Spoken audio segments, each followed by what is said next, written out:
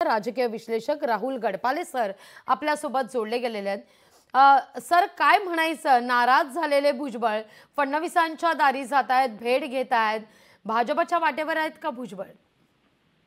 मला वाटतं की इतक्यात भुजबळ हे भाजपच्या वाटेवर आहेत असं थेट सांगणं काही फारसं योग्य ठरणार नाही। तरी भुजबळांचं राजकीय वजन पाहिलं आपण महाराष्ट्रातलं तर भुजबळ ज्या पद्धतीचे नेते आहेत, एका विशिष्ट समाजाला ते प्रतिनिधित्व करतात त्या समाजाचं, आणि त्याच्यामुळे त्यांच्या यांनी बीजेपीची ती हक्काची वोट बँक आहे ओबीसी ही। सो त्या पार्श्वभूमीवर भुजबळांनी कुठल्याही परिस्थितीत महायुती सोबत राहणं हा खूप मोठा आणि महत्वाचा विषय आहे।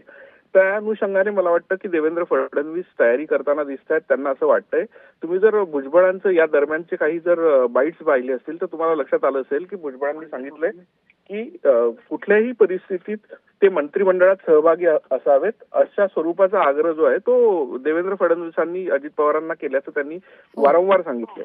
सो त्या पार्श्वभूमीवर देवेंद्र फडणवीस आणि भुजबळ अशी लिंक एस्टॅब्लिश होऊ शकते निश्चितपणे, आणि ओबीसी वोट बँक कुठल्याही परिस्थितीत दुखावू शकत नाही भारतीय जनता पक्ष। सो त्या पार्श्वभूमीवर दोघांमध्ये दिलजमाई करण्याचा प्रयत्न कदाचित फडणवीस करू शकतात।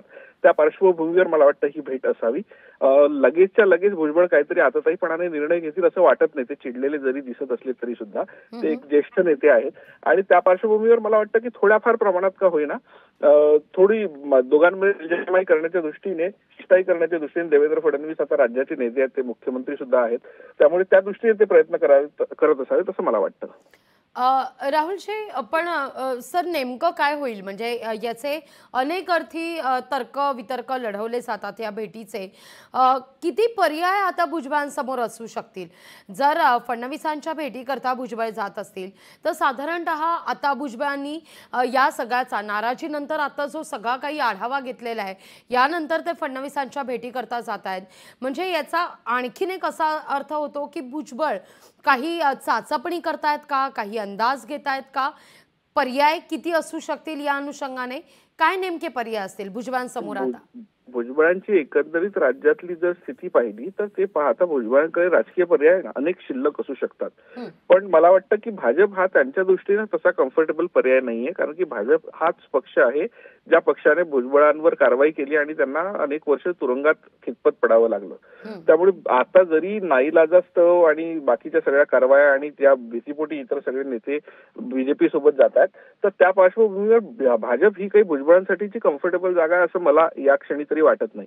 राहिला प्रश्न राष्ट्रवादी काँग्रेस शरद पवार गटाचा, तर शरद पवार गटाने वारंवार सांगितलं की भुजबळांसारख्या नेत्याने तरी किमान शरद पवारांना सोडायला नको होतं, कारण की ज्या पद्धतीची वागणूक त्यांना शरद पवारांकडे जो सन्मान शरद पवारांकडे मिळत होता तो सन्मान त्यांना त्या पद्धतीने इतर ठिकाणी मिळत नाहीये। म्हणजे अजितदादा गटामध्ये त्यांना तो सन्मान मिळत नाही, त्यांचं ज्येष्ठत्व, त्यांच्याकडे असलेली वोट बँक या सगळ्याचा मान तिथे ठेवला जात नाही असा वारंवार त्यांनी आरोप केलेला आहे।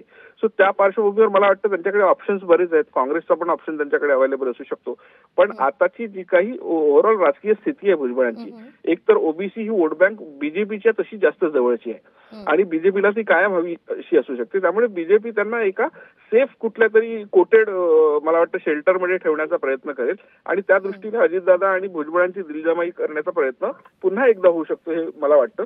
लगेच दुसरा राजकीय पर्याय धुंडाळून काढणं हे भुजबळांसाठी तितकंच सोपं नसेल।